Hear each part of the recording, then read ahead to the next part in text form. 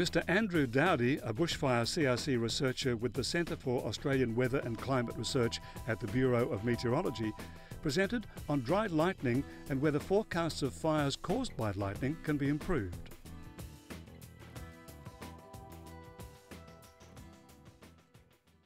So I've recently completed a project looking at lightning fires and in particular the chance of dry lightning.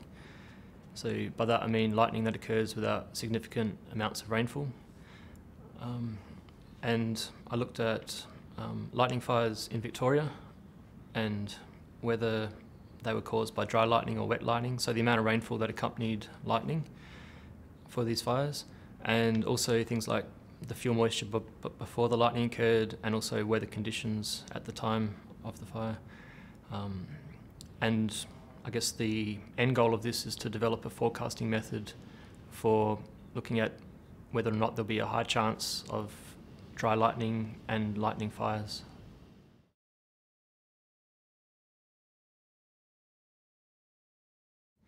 Well, we found there's a method from the US for forecasting dry lightning that we tested for Victorian conditions, and it showed similar results.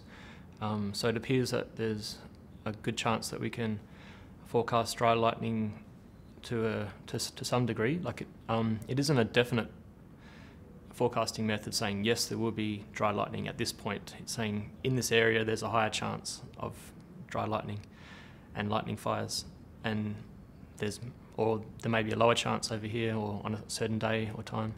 So that's the end point.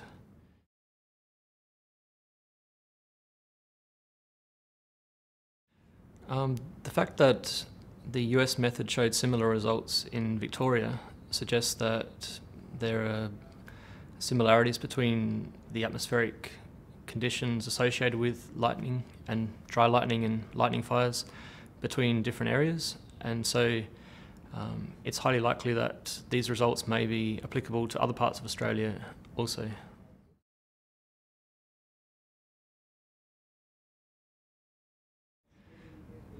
So I'm developing a forecasting method at the moment which is going to be trialled in the 2009-10 summer, and this will be web-based forecasts of the chance of dry lightning and lightning fires as maps.